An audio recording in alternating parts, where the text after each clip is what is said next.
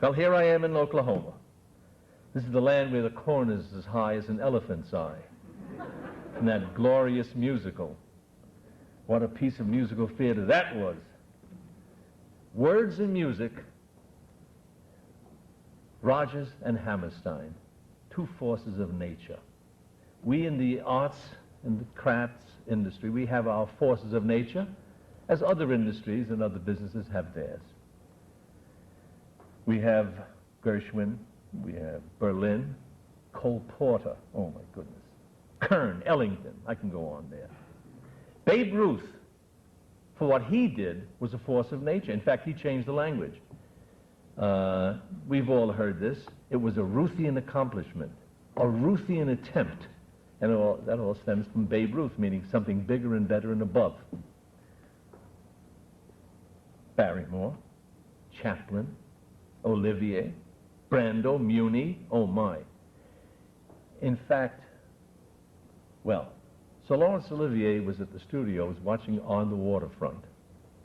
And after the picture was over, there was a distinguished group of people. Sir Ralph Richardson was there, Sir John Gielgud. And Laurence Olivier stood up and said, "Where have we gone wrong? What have we done? Must we go back to school to learn our craft all over again?" That was the impact that Marlon Brando had on the English aristocracy of film. Quite a fellow. Judy, Ella, Bing, Frank, Nat. I don't have to tell you the last names. Forces of nature, each and every one. When Barbra Streisand walks out on the stage, electric, magic, a force of nature. What makes a force of nature? People who bring greatness rather effortlessly, or so it seems, and they stand the one thing that makes them forces of nature, the test of time. They bring it decade after decade after decade. Those are forces of nature. My apologies to who I left out. O'Neill, Hemingway, Faulkner, Picasso, Shakespeare. Now that's a name to conjure with. Shakespeare. Did he not ennoble the English language? My goodness.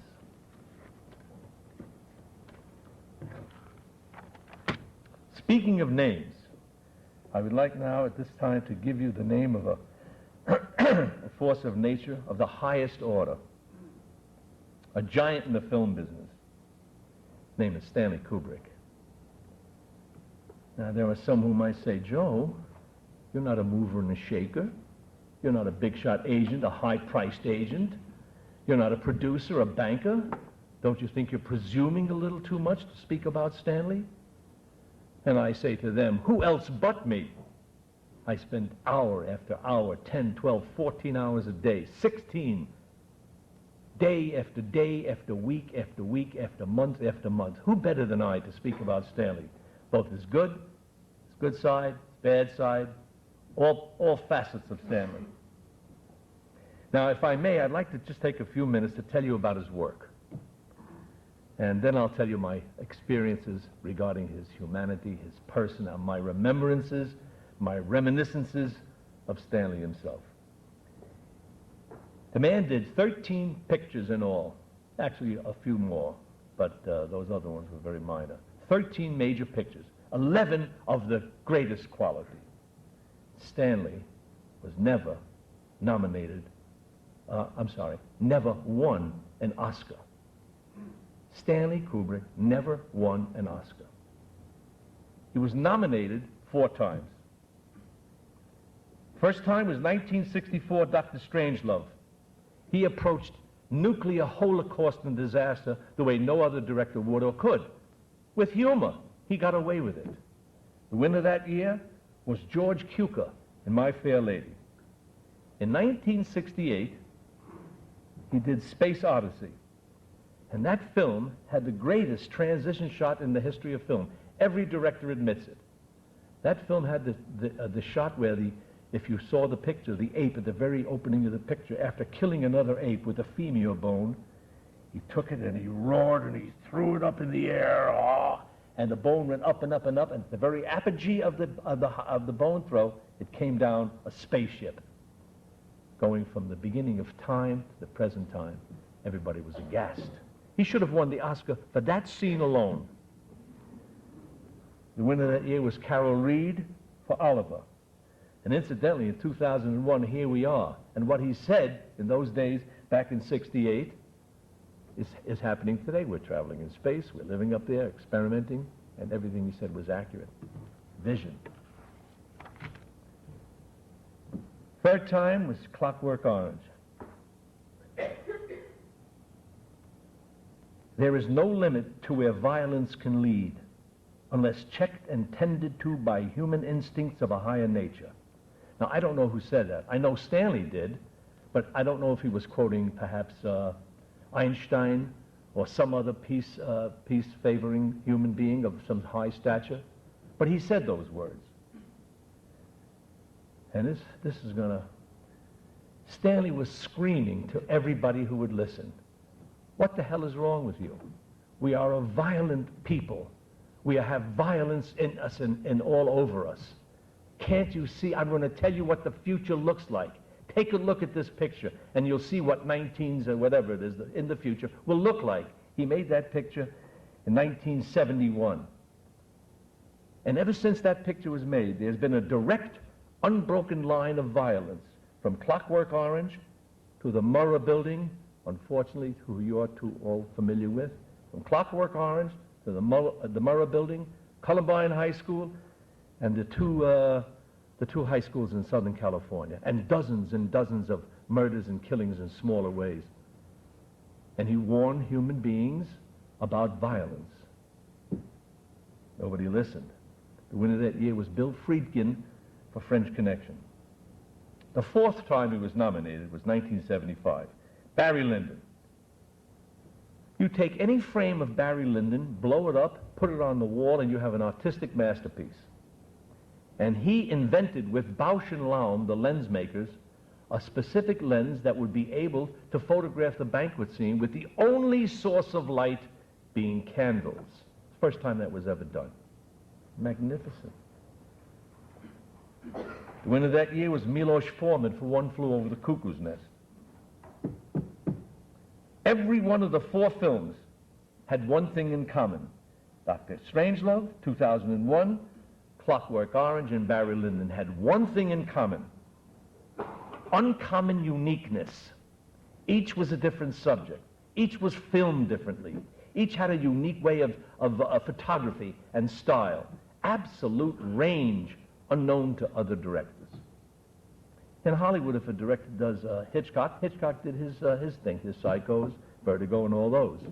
Stanley did different things, different areas, different times, different places in history, and he carried it off remarkably.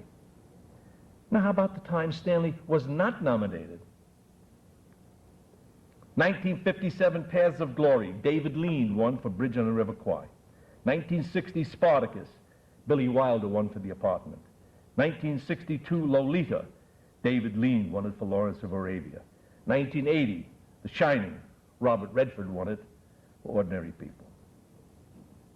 1987, Full Metal Jacket, Bernardo Bertolucci won it for The Last Emperor. It just seems to me that some room at the Oscar Hotel should have been found for at least one or two of his works. Now, how great was Stanley Kubrick? Oh my. Federico Fellini was very ill, and he wrote Stanley a letter. Dear Mr. Kubrick, so-and-so, and his work and all that, at the very bottom, my dear Mr. Kubrick, you are the one. And he died a few months after that. He passed away and moved forward. Francis Ford Coppola, with Godfather, my goodness, the world was at his feet. And he says, wait a second, I'm not a success. I'll be a success when I get Stanley Kubrick's contract. George Lucas, Star Wars, was there ever a bigger picture?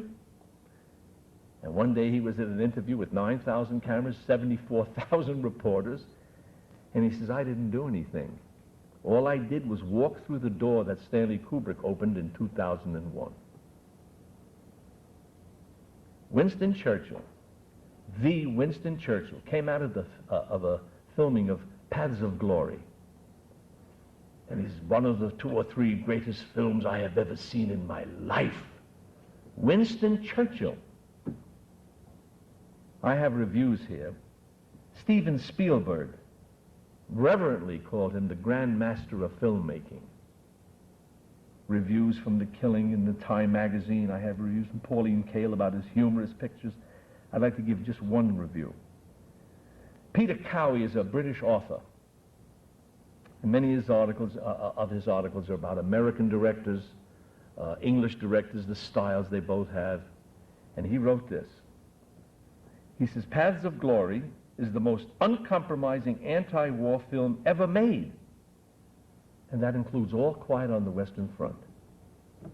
And in fact, my personal opinion, I think Stanley was at his maximum with that imagination at that time.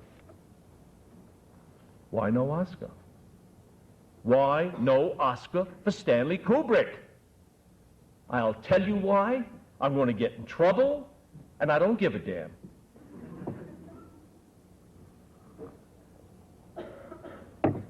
Two reasons. First, rather frivolous. Every director held Stanley in awe. With such admiration, it was beyond belief. And I've learned in life that admiration is the twin of envy. Real, deep-seated envy. That's the first reason. And that's rather frivolous. Here's the real reason. 2 directors told me this. Joe, you were born in New York. Stanley was born in New York. You're Americans. He goes to England, and he makes pictures that cost 60 million, 80 million, 90 million every 4 or 5 years. That money could be better spent here. It would be better for you actors. It would be better for the crews, the cast, everybody, the labs, all of Southern California spend that kind of money. When is the last time, Joe, that you saw a British company come over here and spend the equivalent of 80 or 90 million dollars? And as long as I have anything to say about it, we're never going to give them one. Period. Well, ladies and gentlemen, truth to tell, makes a little bit of sense. He's an American.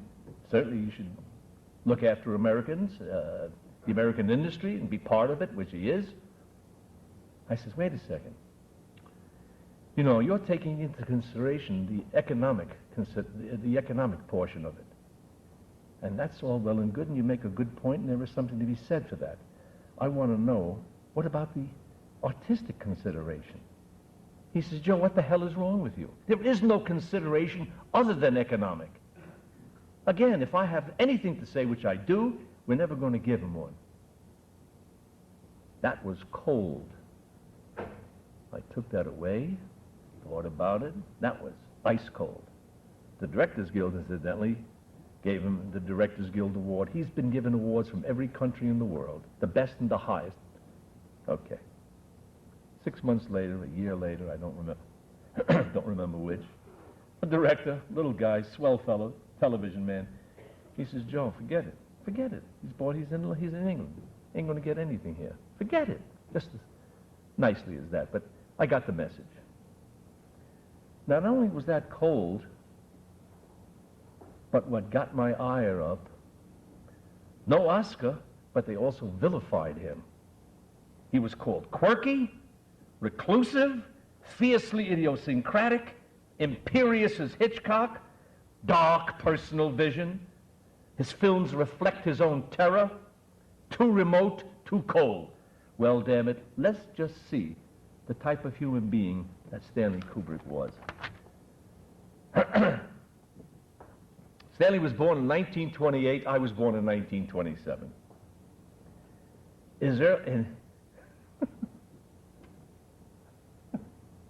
You're not going to believe this.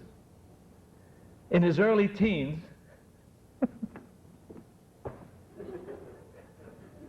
it means different things. In his early teens, Stanley Kubrick was a hustler. A hustler. The word hustler today means different things than it did 60 plus years ago. Hustler then meant try to make a few pennies, you know, as street kids as we were. I would deliver packages for old ladies who didn't want to carry 2 or 3 blocks from the corner grocery store. There was no market, supermarkets then. And I'd hustle and get it 2 or 3 pennies. She'd sometimes get a nickel, sometimes 1 penny. Wow, that was good. Stanley Kubrick hustled chess. He was a master chess player. Don't ask me where he learned. I don't know who taught him. All right, mister, I'll play you. How much? 40 cents? Sure. He went to the 20 or, well, about 15 or 20 chess clubs in Manhattan.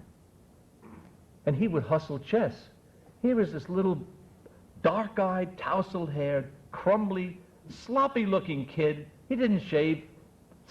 13, 14, or 15. Oh, 40 cents? All right, mister. Sure. And he beat everybody. All the time.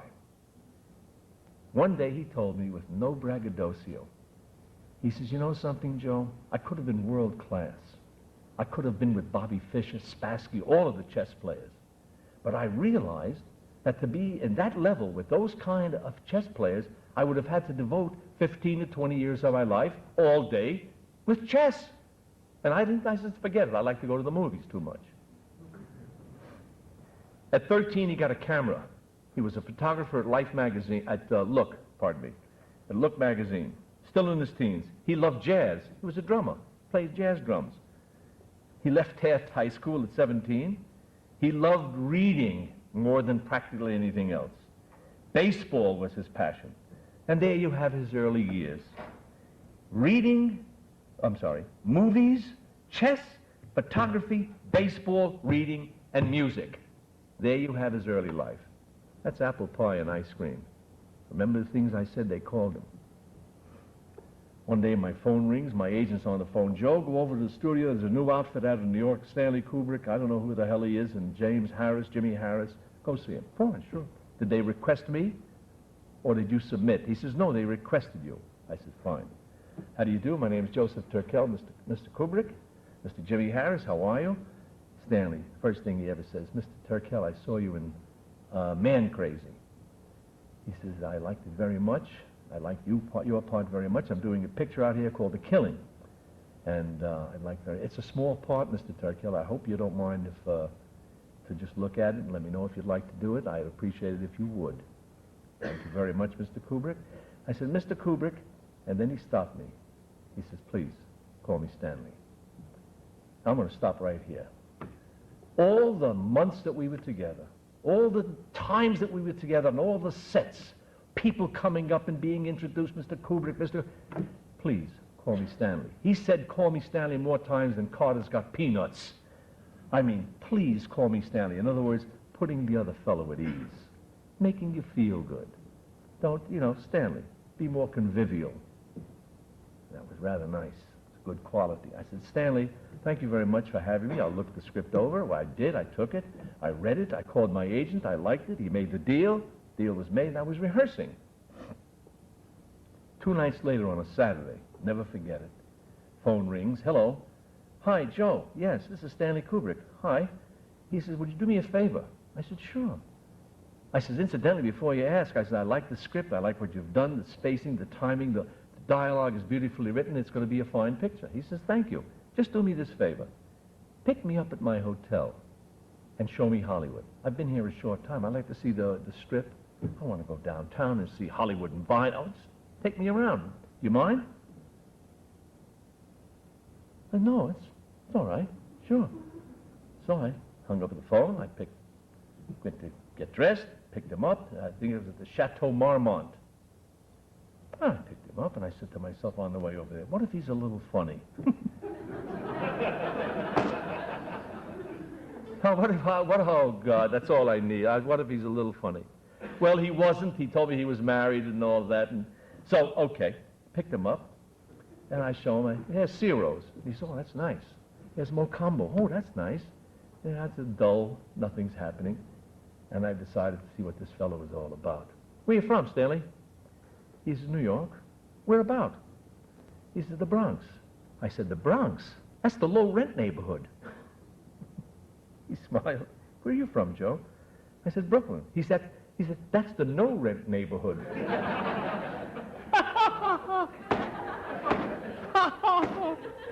Oh, gee. And right away I saw he had a sense of humor. And that was great. I said, Stanley, the only good thing about the Bronx is Yankee Stadium. You a Yankee fan? Sure am. Who's your favorite? Joe D. DiMaggio.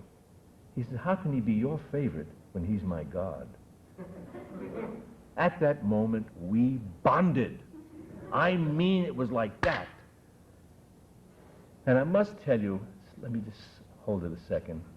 Stanley Kubrick, in all the time that I knew him we were together, never smiled with a zest and a gusto and a head thrown back and a big laugh and a button-busting type of laugh. Never. He had a self-conscious way of smiling. In other words, gee, it's pretty fun. And he lowered his head. He always, just imperceptibly, lowered his head and smiled. Grinned and giggled and smiled.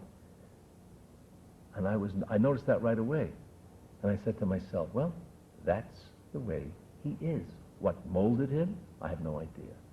But he never laughed with a zest and gusto. Anyhow, DiMaggio, yes, wow, great, bing. And the entire evening was spent on their zeros. You know, DiMaggio hit 50, 68, and 41. I know that. We were going back and forth with DiMaggio's records and showing him places. And I wasn't 28, 29, upper 20s at the time. He wasn't the same age at the time. We were both teenagers. And we were both having a ball talking about our mutual hero, Joe DiMaggio, and the New York Yankees, and the records. In fact, he told me one record that DiMaggio has that the baseball players might like. DiMaggio hit more home runs than strikeouts in 7 years. That's a record. Now think about the ball players today who strike out 54 times a week. Anyhow, so we had a lovely evening, and we were talking. It was just splendid. Splendid. Ended the night up, had a cup of tea, and he says, what do you do on Sundays, Joe? I said, I play softball on the weekends. He says, oh, can I play? I haven't played in weeks. I play a little. Fine. Do you mind if I bring Jimmy Harris, the producer, down? No, come on. They came down to Lafayette Park the next day. I got Stanley a game, put him in right field. And he was a fine ball player except for 4 things. He couldn't run, he couldn't hit, he couldn't field, and he couldn't throw. He was terrible. Jimmy Harris, the producer, on the other hand, was quite good. One inning, he's the ball, comes, I got it. Ball comes down and falls down. So as we changed sides, I passed him. I says, I saw you butcher that ball. Don't you dare ever mention Joe DiMaggio again. We crossed sides again at the end of the inning. He says, the picture starts in 2 weeks. You're fired. He had a sense of humor. Delicious. Delicious.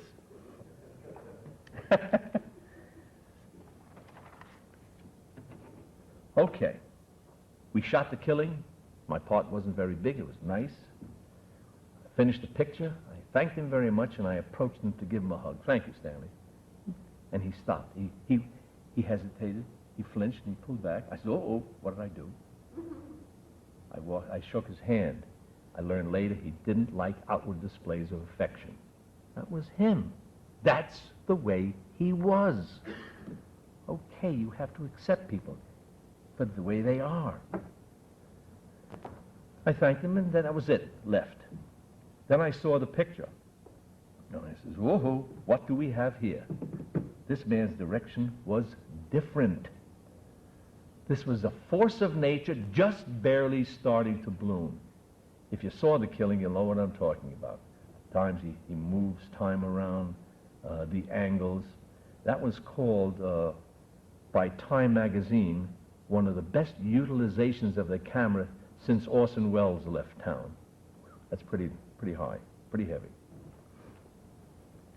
I called the studio, called his office, and got the secretaries. Mr. Kubrick and Mr. Harris went back east. I says, do me a favor, make sure, congratulate them. I saw the picture, and tell them I wish them well.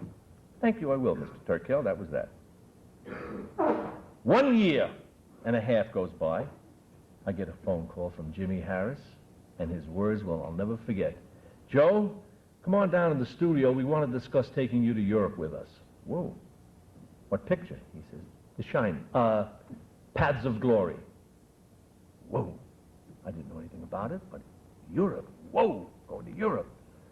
I go to the studio, see Jimmy, see Stanley. How are you guys? How's everything? Hey, Stanley. And I forgot, and he winced again, and I shook his hand. No hugs. The script was superb. As you know, Paths of Glory. The film cost on that picture, start to bottom, start to finish, was $990,000. Totally. And as Bob Dylan said, times they are a-changing. They sure are. They sure have. Stanley's technique was different. Boy, I could see that right away. He had more. Incidentally, The Killing was $375,000 to make. And this one was $990. Okay. Stanley's technique has changed. He was more sure of himself, but he wanted to see it over. More meticulous. Again, try it this way, do it that way. He wanted to get it perfect. That was obvious. One day, and when I say one day, I used to go to the studio early, and I like to get into costume and get on the set and get familiar with what I'm going to do that day and think of what I did yesterday as opposed to what I'm doing today, how it'll affect tomorrow, and get comfortable. And he went to the set also early. We chatted many, many times, conversations by ourselves. And then during the course of the shooting, there was all the cast and crew. We were all talking to each other. One day, difficult scene, Adolphe Menjou and George McCready in one of the early scenes of, I think, the very first scene in the picture.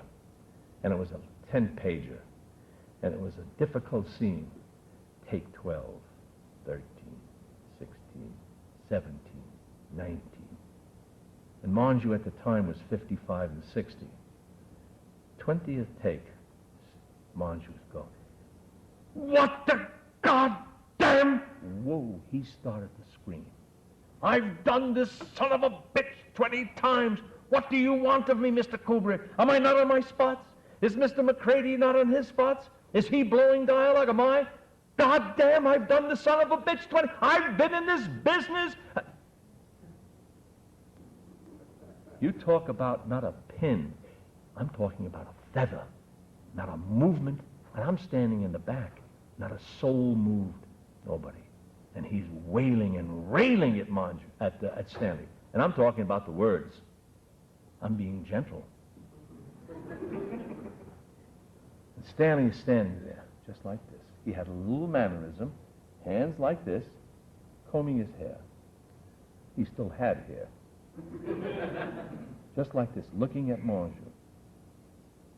And this tirade lasted at least a minute and a half. And there wasn't, not even, oh God. Finally he stopped.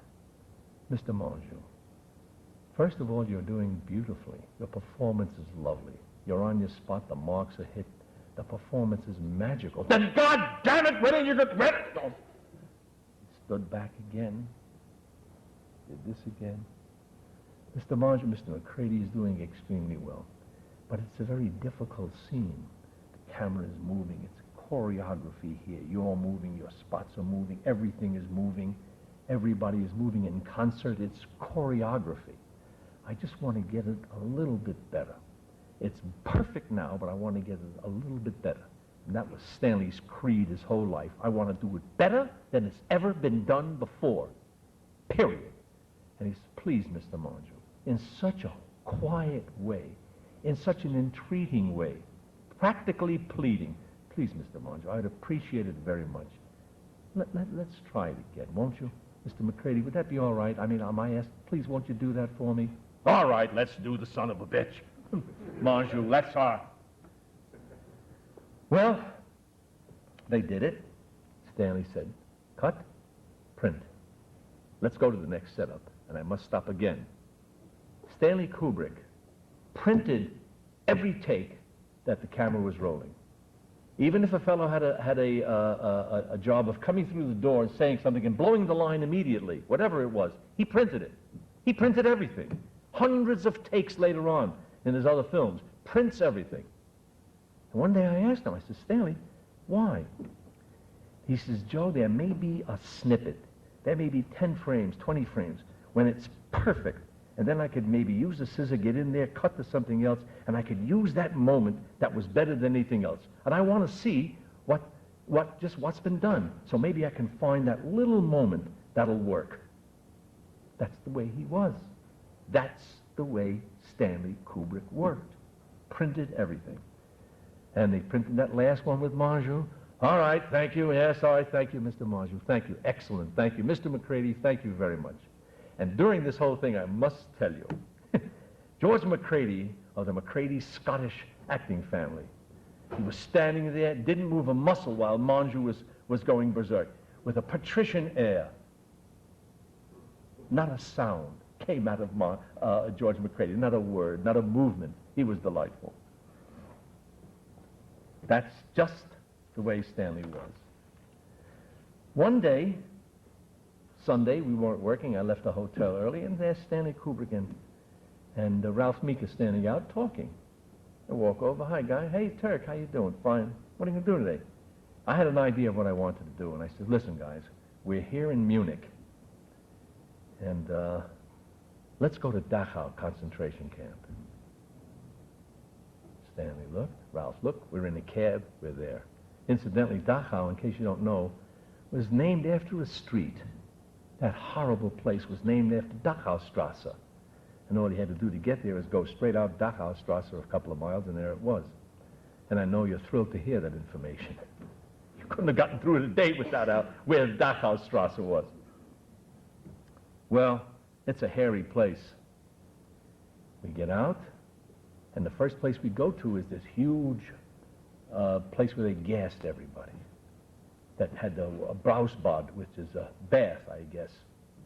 I walked in, Stanley walked in, and Stanley and Ralph peeled off to the right. It was a huge place, about a little bigger than this room, and they peeled off to the left, and I went to the right. And I see signs on the wall, beware, the murderers are still loose, and it was heartbreaking. Signs in every language. I couldn't understand any of them, naturally, of every language, and people were lamenting what was happening here. And all of a sudden, I hear Stanley Kubrick laughing, and Ralph Meeker laughing. I said, Jesus, what the hell are these guys laughing about? Certainly, this is no place to be laughing. And we looked around some more, and they were wandering around. The giggling kept on. So Stanley called me. He says, come on, Turk, let's go to the barracks right next door. And as we went to the door, I looked up, and Stanley Kubrick was crying. And Ralph Meeker was crying. Not tears running down their cheek, but they had tears right in their eyes. And it was obvious what they were doing is trying to make some silly little gag or joke or something to take the pressure off, to make it less horrible than it was. In fact, Ralph Meeker's last joke was, God, they must have had some gas bill each month. And that's funny, but he had to do that, and he did it to keep from breaking down altogether, just to keep some sort of sense of reality or humor. We get outside, and Ralph Meeker starts leaving. And Stanley, what's the matter, Ralph? He says, my name is not Ralph Meeker. My name is Ralph Rodgaber, and I'm German. How am I going to explain to my family? Well, and he started to just lose it. Stanley looks at him, and he says, I didn't know you were German, Ralph. You're fired. And that's exactly what Ralph did. He laughed. But on top of the laughter, he started to cry more. Then Stanley started to go, and I was gone. So there's three. Kafka lives. This is Kafka. This is lunacy. Chaplin would give his left, he would have given his left one if he could have attained that kind of laughter and tears at the same time was the main goal of Chaplin. Let me tell you. Well, we got into the cab, and we started to settle down a little. We all got back to the hotel. And I found out later that Stanley went to bed at 9 o'clock that night. Ralph Meeker went to the bar and got loaded on about a dozen Steinhagers. I had a date called up, said I had to cancel it. And the three of us went to bed at 8, 9 o'clock. We were so, it was a terrible experience. The reason I mention it is that Stanley's primary concern was to see that his performer was not getting torn up to the point where he can't control himself. His humanity was to make the other fellow feel better while he himself was crying. That was Stanley. One day, about a week later, excuse me. Stanley, let me ask you a question. Do you mind? Where did you learn all this stuff? I mean, how did you get started? Where did you how come you're a director? Where did you learn all this? He says, I went to the movies. By the thousands. I went to the movies. 2 theaters a day during summer. You know, the summer vacation, we have July and August off. I go to Times Square every day. I'd win the money at the chess parlor, the chess places, win the money there and go to the movies in the afternoon. See 2 movies a day sometimes if I like the picture. I must tell you, I don't know if any of you have been to New York or have seen Times Square. Times Square was 1 block. 1 block was this way, and you cross the street and come back that way. 1 block, but 2 sides of the street. On one side of the street was 9 movie houses, right in a row. Across the street, 8 coming back the other way. 17 movie houses in 1 block. And I used to go there all the time myself. And Stanley went there constantly to see movies. He says, after a while, you get to recognize, if you have a brain at all, the good pictures from the bad ones. You get to recognize the good actors from the bad ones. You get to recognize the good directors from the bad ones.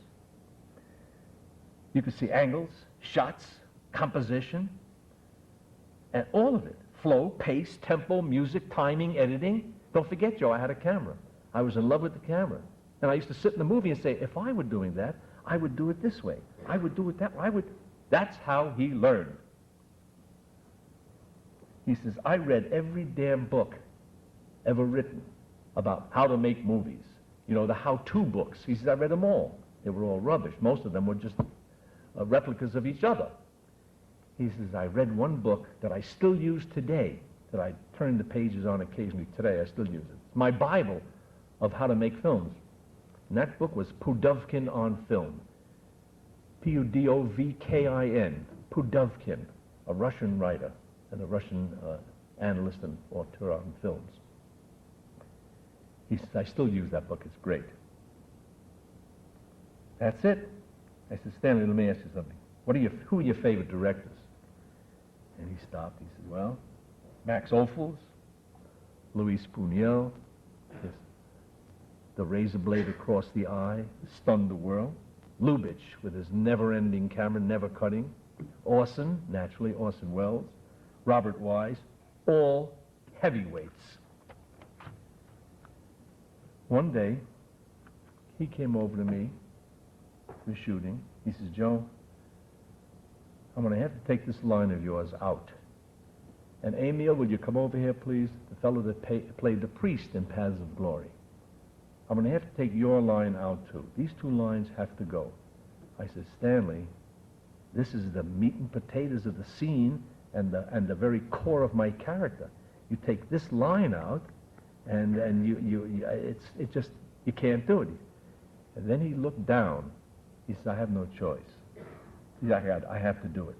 The second he looked down and averted his eyes, I got the message. It was out of his hands. It wasn't of his making. The 2 lines, the priest's line and my line, were this. The priest looks at me and he says, mankind has steadily improved since the dawn of Christianity.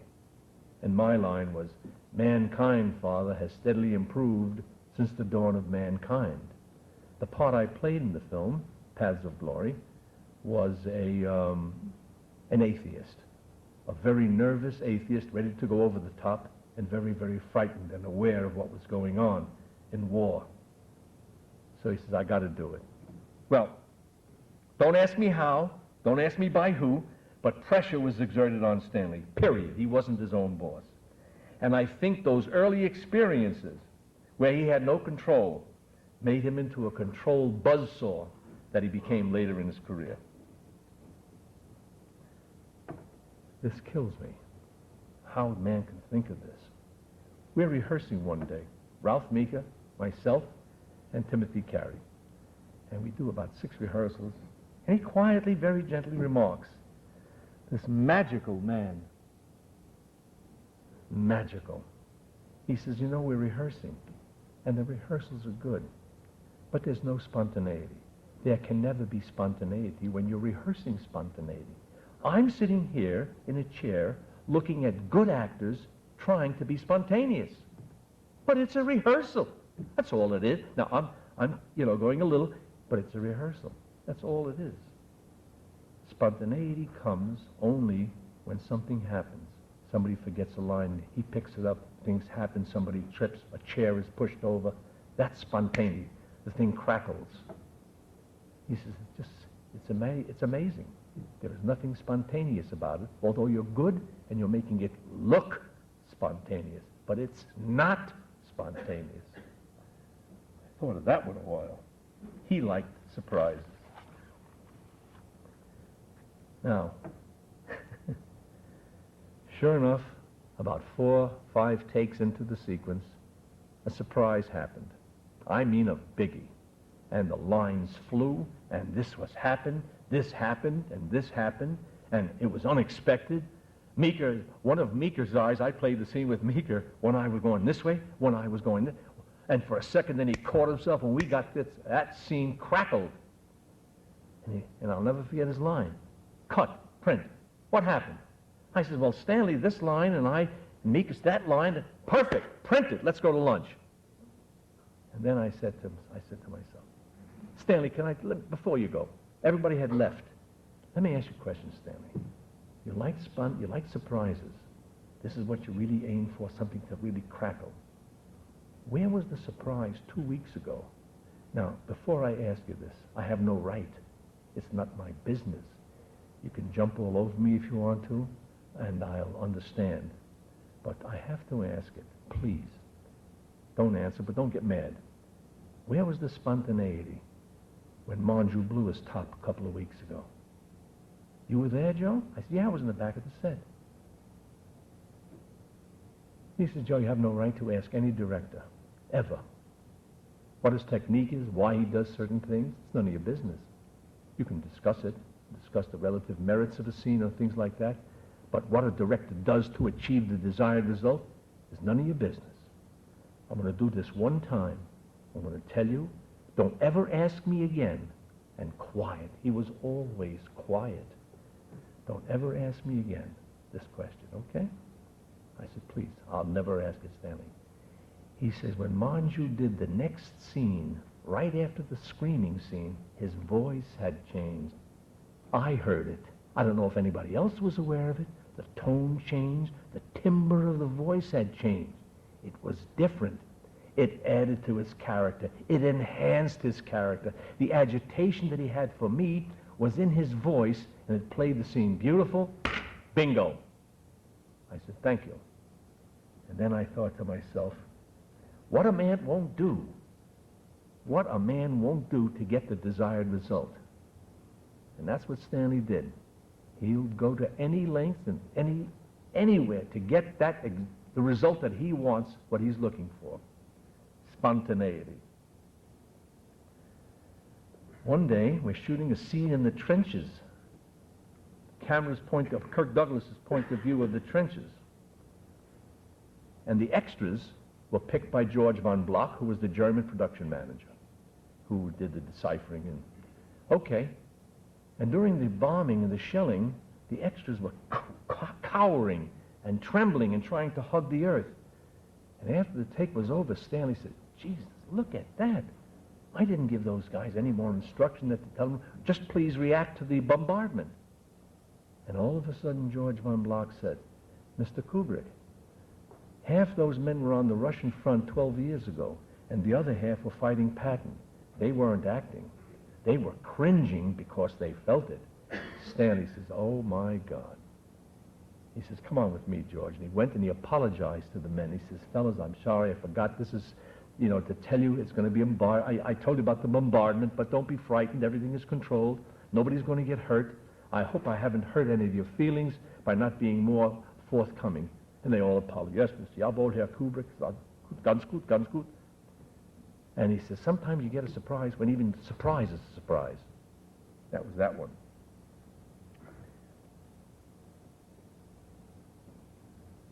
Genius. Whenever we'd start a new sequence, this is, all right, guys, let's talk about the scene. Joe, you got something to say? Kirk, come on. How about some dialogue? No, how about some ideas? You don't like this line? You want to take it out? Okay. You want to add that? Sure. Let's talk about it. And he would not direct. He wanted the actors to come in. Come on with something, boys. Be creative, is what he was saying. Be creative. Give me something. Come on. And we figured out, Ralph and I talked about it later. And he listened to all the suggestions, used some, didn't use others. And Ralph and I talked about it later. He was trying to get us into the creative process where we weren't actors. We were now writers who were writing the script, and we were directors who were directing the script. I've never seen that before, where a director would pull from the actor ideas, dialogue, and make him think that this is, oh, I'm directing this, I'll say this line. New ideas, cultured ideas, ideas that resonated from thought process. And that was unique. Never saw a director do that. As the French would say, subtil, very subtle. I might say that most of my suggestions were used. Now, this is a surprise. As much of a gentleman as he was not adverse to using the vilest of language. I mean, he knew every word he knew them all. And you know what I'm talking about. Whoa! One day, the biggest star in the business, this was told to me, this was also in print, you can read this if you read biographs of Stanley. And one of the biggest stars in the business was giving Stanley a hard time, difficult. And Stanley, always soft-spoken, never raised his voice, stood up. Who the F do you think you're talking to? I'm taking an effing walk out of here, and I don't give an F what you do. I never liked this. This is nonsense. You're demeaning me. Go and F yourself.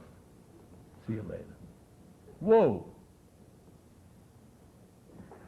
8 years later, I was in China making the sand pebbles with Steve McQueen.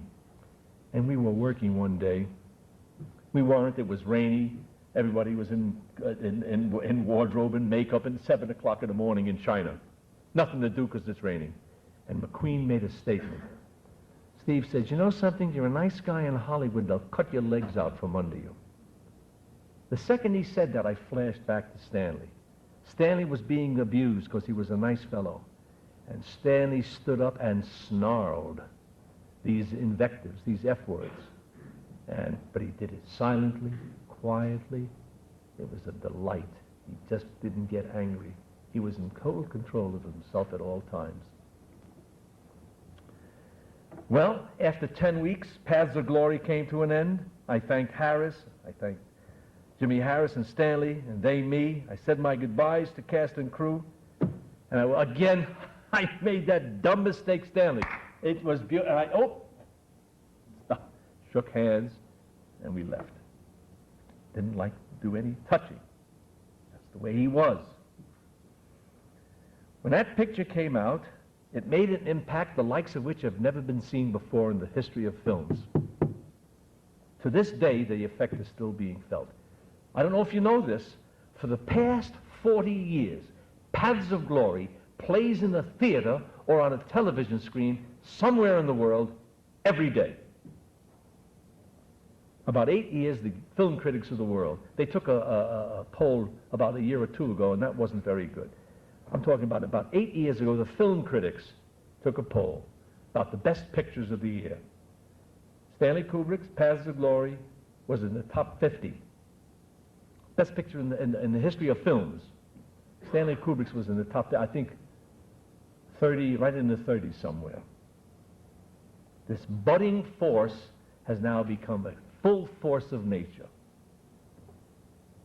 20 years go by. God almighty. 20 years go by. It's now 1978. He makes Spartacus, Lolita, Dr. Strangelove, 2001, Clockwork Orange, Barry Lyndon. What a body of quality work. My phone rings. My agent. Joe, I just got a call from Stanley Kubrick. He wants you to be in a picture, and he wants you to go to London. That's where he lives, as you know. He wants you to shoot it there. And I said, you're kidding. Stanley, after 20 years? He said, what's the picture? He says, The Shining. I said, The Shining? That's the Stephen King book. Yes. Okay. Where's the script? He says, Stanley doesn't send scripts. You go to London, you'll get the script. What about transportation? He says, tickets are coming. 3 days later, I get the tickets. On the Concorde. What the hell am I going to do on the damn Concorde? That beautiful, magnificent plane. $2,000. I called his Hollywood office. Mr. Turkel, that ticket is yours. Do whatever you want with it. Cash it in, take another airline. Cash it in, put the money in your pocket, and row across the ocean. You have one obligation. You have one obligation. Be there on that so-and-so date. That's it. Well, I took the ticket. I cashed it in. I called my two sons. I said, Robert, my dear son Robert, and my dear son Craig, how would you like to have a trip to Europe? And, oh, Dad, let's do it, man. We're ready to go. I took Freddie Laker Airlines. None of you know Freddie Laker. You do know Freddie Laker. $400 round trip from Los Angeles to Gatwick, which is about 10 miles outside of London. $400 round trip.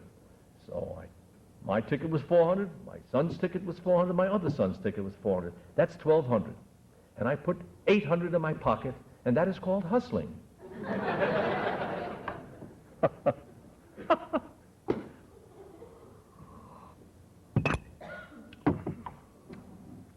I got the guys in the hotel, and I haven't seen him in 20 years. Now, I've heard horror stories.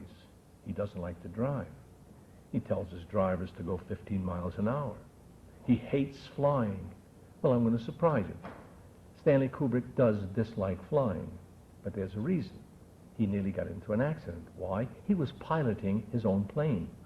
Stanley Kubrick had a pilot's license. Stanley Kubrick soloed, but he got into a spot where he nearly crashed somehow. I don't know the details, but he had a terrible time of it. So he doesn't fly. He flies as little as possible, which is exactly what each of us would have done if the same thing happened. So these horror stories I hear, he doesn't do this, he doesn't do that. And I'm driving on the lot. I says, driver, take me to so-and-so place. And as we're driving, I see a man and a woman come forward. I said, geez, that's Stanley. That has to be Stanley. He has no hair. But it's Stanley. I recognize him. Holy mackerel. I said, driver, please, hold on. And I get out of the cab. I said, Stanley. I turned around. He turns around. Turk.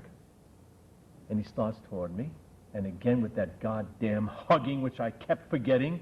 And he stopped. He sort of tensed. I shook his hand. How are you, Stanley? Joe, it's good to see you. It's been a long time. He called me Turk. He called me Joe. He called me other things. So we're talking on my family. This is my daughter. Introduces and back and forth. We're talking very trivial stuff. And then all of a sudden, he starts doing this.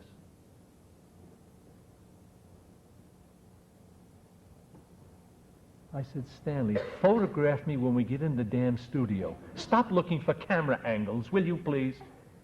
He smiled, put his head down as he does when he smiles, with that self-conscious smile. And he says, listen, Joe, I got to go. I got to take my daughter someplace. I'll see you on set in a couple of days. Well, now I watch him. He walks over to a Mercedes-Benz convertible, opens the door for his daughter, gets her in, goes onto his side, puts his left arm, as you know they drive with the right-hand side in England, puts his left arm over the seat, starts the convertible, puts it into reverse, backs out and shoots off the lot at 40 miles an hour. So much for the horror stories. All of that was rubbish.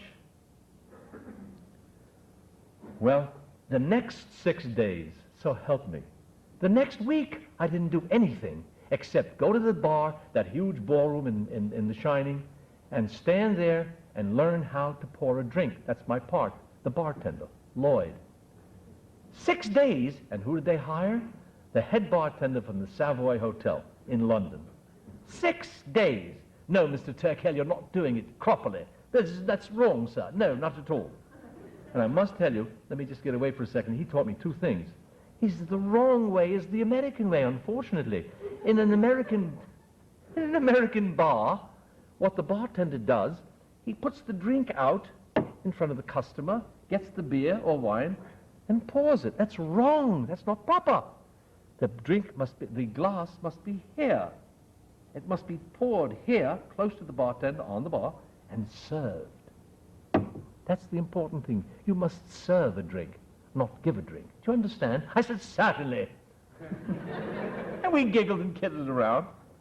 And he said, also, you must understand, when a glass of wine is poured, in America, they always serve the wine this way, holding it by the bowl. You must never, ever serve a glass of wine except from the stem. It must be from the stem. I said, why is that? He said, and he didn't answer. I don't know what he said. I thought perhaps it was, if you hold it this way, the germs from my hands can get on the place where your tongue and mouth is going to, take the drink. I was told the other day perhaps it's because of the temperature, the different temperatures and all that. I don't know. Anyhow, 6 days I spent doing that, taking the bottle out of the can, the refrigerated area, pouring it, doing the dialogue and pouring it and serving it. It's a specialty how to fold a napkin. You must learn. I said, well, certainly, of course. He said, Joe, you rotten bastard, you're mocking me. I said, no. I said, no, we're having a glorious time. He said, you do it rather well. On the 7th day, the door opens and walks Stanley, without a sound, walks over to the bar. He said, okay, Joe, show me. Did everything. I reached for the liquor and took it out of the refrigerated area, and he says, lose that. I said, what do you mean, Stanley? He says, lose it. As you bring the bottle out, it makes too much noise. He says, when Jack wants to drink, all you do is turn around, get the bar out of the back, and then pour it. Lose that. I said, Stanley, I've been rehearsing that for 6 days. He said, that's good, because when you bomb in this picture, you'll have another job as a bartender. And he didn't smile. He looked at me. I got you. And, okay, here is his humor again. Finally, after 4 or 5 days, I'll tell you some stories about Jack and all that. But finally, I get him to a spot where I see him by himself. And this is the moment I'll take with me to for the rest of my life. I'll take it to my grave. I walked over. I said, Stanley, I'm intimidated by you. You have done such magnificent work. You're at the top of the game. You are considered the finest director in the world. You have to have changed somehow. I am totally intimidated by you. He looked at me with sadness. He said, well, don't be intimidated, Joe. I haven't changed. I'm still Stanley. The Yankees, the Bronx. I'm Stanley.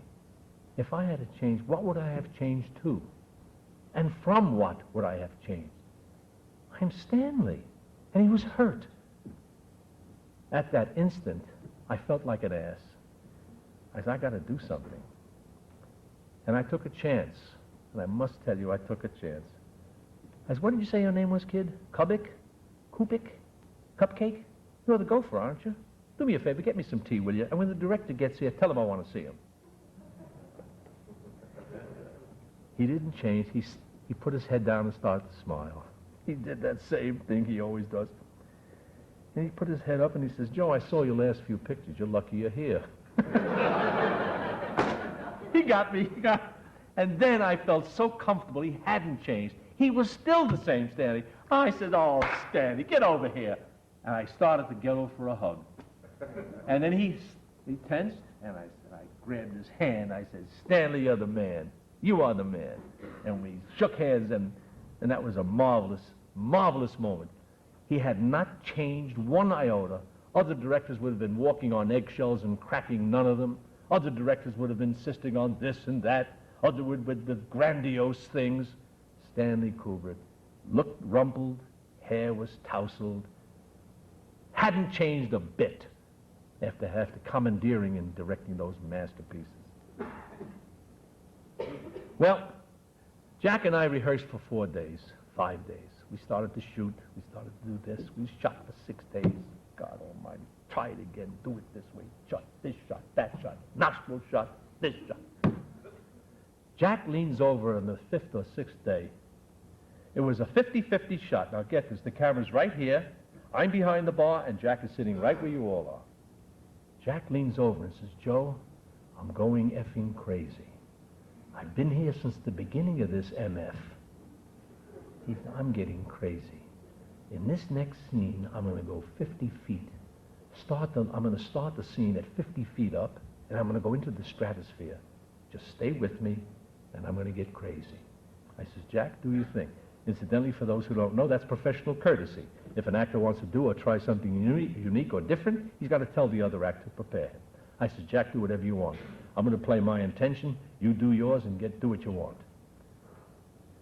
You got this? Jack is here, I'm here, camera's over here, Stanley's sitting off over here. Scene starts. Good evening, Mr. Torrance. What can I do for you? Lloyd! God damn! And I knew what to expect. Thank you, Mr. Torrance. Good to see you, sir. Yeah. God damn it, Lloyd. You know, you're the best son of a bitch and bartender from Portland, Maine to the goddamn Portland, Oregon.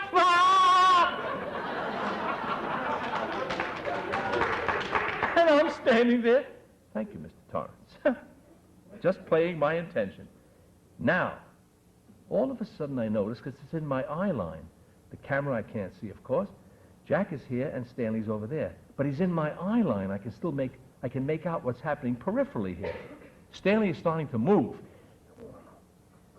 He put his hand, he crossed his legs, he moves in the chair. I see activity in action right where Stanley is sitting. Oh, my God. And thank you, Mr. Tom. We're going the scene, back and forth. Finally, cut, print. Stanley gets up. Jack is standing there. Not a sound on the set. Comes over with that little habit, only now he has no hair. And he says, with a little smile, gee, Jack, that opens up a whole new can of corn. Well, Jack fell on the floor. I fell down. Stanley knew he was being had. I think he thought about it, but we all laughed. What it was a chance for Jack Nicholson to blow a little energy off, get rid of a little tension, a little nervousness, and just have a good time for one take. And that's what that happened. One day, between takes, Stanley did something no other director has ever done. To this day, no director does.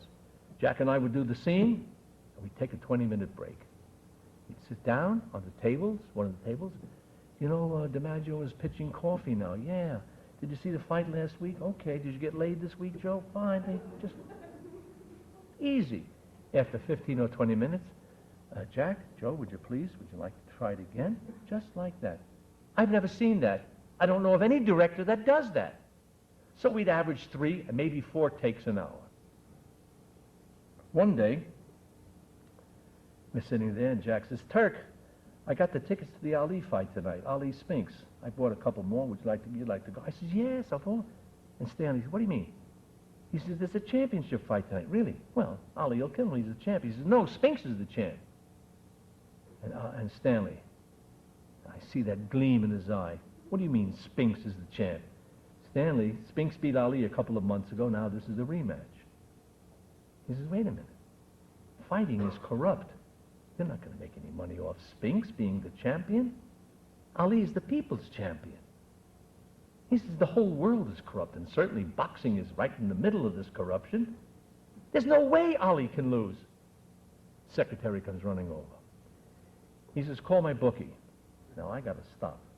When a man says call my bookie to a secretary, that means she's called the bookie before. She knows the number to call. He's obviously been betting, gambling.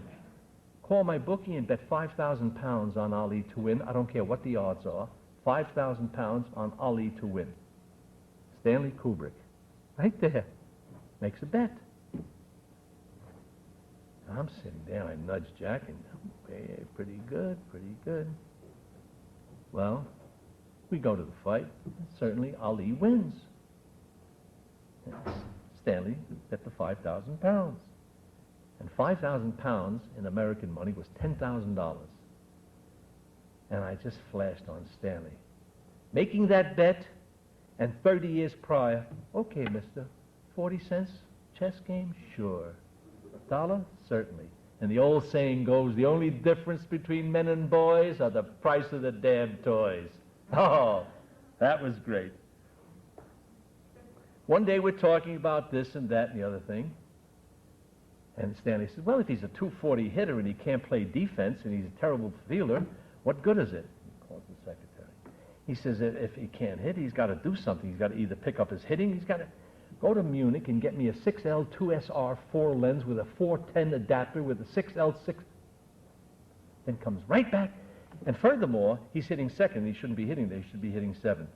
Then I said to myself, what kind of a mind is this? What a compartment. He can talk right here, and he can go here, and he can go most probably to 50, 60 other places. Not miss a beat, be totally competent in everything he's talking about, know what he's talking about.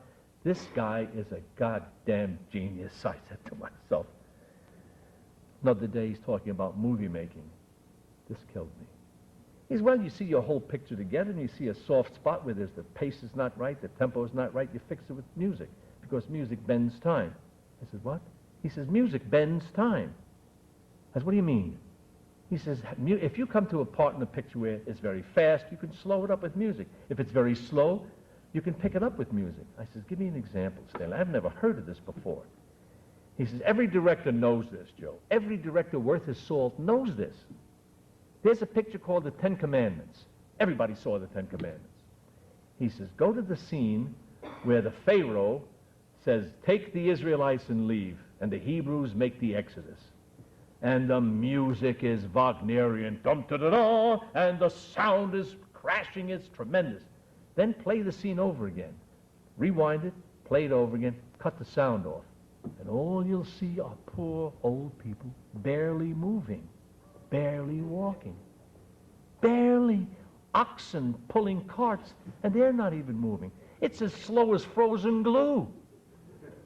I said, I never thought of that, Stanley. Sure enough, I got home, put it on, did it, played it, and he was 100% correct. Music has the ability to bend time. This man right there. He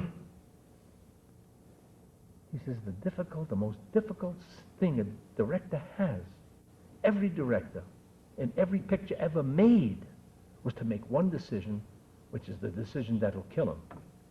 And the decision is, where do I put the effing camera? I look at a shot, and he's now musing, like I'm not there. I look at a shot here, that's fine. I look at this, that's fine too. 6 inches more, 8 inches more, a foot further, they're all great. Which one do I use? Well, this one is great too. That one is, and he starts to slowly disgorge himself of the problems that a director faces. He says, every angle I take is perfect, and every angle I use is the worst. This angle is wrong, they are all wrong, and they are all right. They're all terrible, and they're all perfect. I couldn't believe what I was listening to. Here was the great man at the peak of his power, at the very peak, questioning his abilities to make the correct decision. Where do I put the effing camera? He says the only difference between directors is what they choose to film and the techniques they use to put on to make the film come to life. I was amazed. The fact that he would talk about it to me was mind-blowing. Directors don't discuss this with anybody. This is in a director's purview, his world. Where do I put the camera? And I just looked at him, and he was, where, you know, and I said, Stanley, if anyone makes the perfect picture, the perfect seamless picture, it will be you. And well, he was tired. The picture had been going on, as I say, for close to 9 months. Well, my part in The Shining came to an end. And on my last day, he took me aside. Joe, I want to thank you. And I'll never forget his words. Joe, your scenes with Jack will be the highlight of the film. One of the highlights of the film, no question about it. Thank you very much. And we shook hands. And he says, I also want to thank you for what you've done with the crew, and kidding around with your accents, and carrying on, and lightening the load for everybody. In fact, Jack spotted that and pointed it out to me, and he was quite right. Thank you very much. I really appreciate what you've done. And as he was shaking hands, he did something that, he put his hand on me. He went like this, with his left hand. And as I was shaking, and I wasn't going to take that, I took my hand, and in the half hug, which I didn't hug him, I started to pat him on the shoulder. I says, thank you, Stanley. Remember, not 20 years between pictures from now on. Smiled a little, and he says, you've been of inestimable value. And we looked at each other for 10 seconds, him patting me, and I'm patting him on the shoulder. And he turned and walked away. I went to my dressing room, and I never saw him again. He made 2 pictures after that. He made Full Metal Jacket. If anybody has seen Full Metal Jacket, he railed at the world, God damn you, look what you're doing to humanity. Your goddamn wars. The Vietnam was over only a few years before that, and he was screaming at the world. Take a look at the first 5 minutes of Full Metal Jacket, how a man berates other people and how he diminishes their humanity and their dignity. And there was one line in that opening scene of Full Metal Jacket where the narration says, Paris Island, where the phony tough and the crazy brave go. And that was, I knew he had to have written that. He was so against war and violence. And he screamed at the world through that picture. And he made Eyes Wide Shut. And I saw pictures of him in the paper, and I was stunned. It was amazing. He looked old. His eyes were baggy. Once I told him, I said, Stanley, your eyes are so goddamn baggy, you got to get some exercise. Take a walk 20 minutes a day, 20 minutes back each way. Get some exercise, break a sweat. You're sedentary, you do nothing. He says, well, I'll try it. I said, your bags are so big, when you want to take a trip, you don't pack your bags, you close your eyes. He laughed, he put his head down and laughed. And that picture I saw in the newspaper was a ghost. Looked like some old, oh God, in the Old Testament, some man screaming or crying in the wilderness. His hair was shaggy and white, flecked with black, what it used to be. And it broke my heart. Broke my heart. He was called quirky. Damn it, that's what they wrote. Yes, he had a magnificent sense of humor and made no attempts to show people that side of himself. He also had a peccadillo. He liked to put his name on the credits. Screenplay by Stanley Kubrick. He says, I can't write. I like to put my name up. So what? That's the way he was. Sometimes he put it on the bottom. Sometimes he put it on the top. He couldn't write, really write, with any great consequence. That was a peccadillo. So what?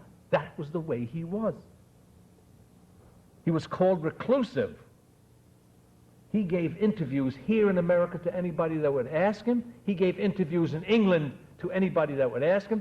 He says every one of those bastards told a lie. Every time I read the interview, it wasn't what I said, both here and in America. I said, the hell with it, I cut them all off. That's why. Reclusive. Time after time, the press lied. He was called idiosyncratic. No, he wasn't. What he was a perfectionist. He was a perfectionist. Now, what makes a man do that? You'll only know if you know his parents, how he was raised. Did his father abuse him? I don't know that. Did his mother abuse him? Did his father say, you'll never do that? And perhaps he was emotionally disturbed. But it seems to me that there is something that when a person pursues something to with such a degree of energy, something must have happened in his early life. Why did he never laugh, looking down? I don't know. Why did he not like to be hugged? I don't know. But that's the way he was. He was imperious, they said. And I just take you back to the time, please, call me Stanley. Can you imagine Alfred Hitchcock saying, please call me Alfred? Forget it.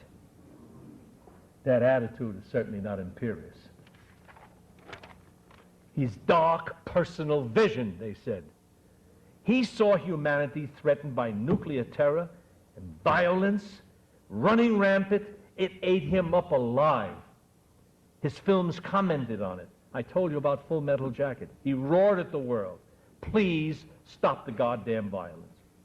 He was remote and cold, they said. He spoke warmly, candidly to anybody who came over to him. And he says, listen, Joe, I'm remote. I go out to this person's house. He's got 15 people there to meet. I meet them all. Then I'm obligated to go and have him come to my house for a dinner. And then it's magnified 15 times with the people. They invite me there. I don't want to hurt people's feelings. I have to go to theirs. Then they come to mine. And you magnify that 10 times, I got 1,000 people. I'll get nothing done. Can't get anything done. I don't want to do that. I come home from work. I have my dinner. I do my work. He watches dailies. He watches rushes, makes notes, makes memos, lays out the next day's work till 11, 12 o'clock, watches telly for 10 minutes, and then he reads for 2 or 3 hours. He loved reading. He read every day of his life. Go to sleep 2, 3, 4 o'clock, get up at 6 and start it all over again. Oh, my goodness. Those people would keep me from reading, and I'm not going to be, I don't want to have anything, I just stopped. I'm not reclusive. I just want to do my reading and do my work. All these things that they said badly about him were the creation of jealous, inferior minds, for the most part lacking intellect and creativity. What he was a truly, truly cultured gentleman. The word gentleman, as you know, is two words, gentleman. He was that, a cultured, gentle man with a magnificent sense of humor. We befriended each other. He touched me with his insights. He taught me with his creativity, and we entertained each other. I will never forget that man, and I will always love him. On March 7th, 1999, he passed on and moved forward. On the internet was the sentence, "Thank you, Mr. Kubrick, for changing the world." And then I flashed on Julius Caesar, Shakespeare, when Mark Antony was addressing the multitudes and discussing the dead body of Caesar. And a line that Mark Antony said fit. It was, "When comes such another?" What killed Stanley was that he worked himself to death. Plain, pure, and simple. He was exhausted after The Shining, which was a 10-month shoot, and Eyes Wide Shut was 3 years. The Japanese have a word for it. It's called karoshi. The Japanese in the 1980s, when they were going great guns, they used to work, and people would die from overwork, karoshi. And that's what Stanley died from. He threw himself on the anvil of perfection, absolute perfection, and came up short. Why? Because to be human is to be imperfect. Ladies and gentlemen, I hope I've gone a bit beyond superficial in explaining this man in this very short pace of time. But life goes on. Here we are. In a few days, there will be a cry across this entire United States, from coast to coast and border to border. Spring is here, and it rejuvenates itself, and that cry is 2 words, play ball. And another baseball season will start. And I would appreciate it very much if you would please permit me to be 10 years old. Permit me to speak with a 10-year-old mind and a 10-year-old heart and say, I'm sure Stanley will be watching with great interest in some beautiful mansion in the sky, in some castle, surrounded by angels, God looking forward, looking over to him, looking over him. And Stanley should rest in peace knowing that he has attained immortality. He has reached Mount Olympus. As long as they show movies, for the rest of time, they will show Stanley Kubrick films. For the rest of time. And I'm sure we'll be watching the coming baseball season and the Yankees. And they'll be discussing it with Joe DiMaggio. Whereas Stanley died on March 7th. 2 years, 3 weeks, and a day ago, Joe DiMaggio passed on and moved forward March 8th. And they'll be discussing the games together.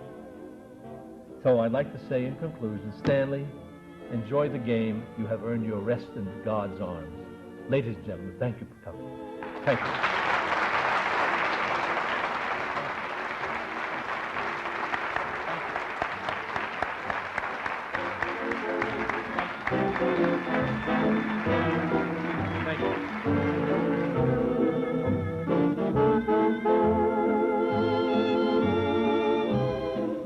Made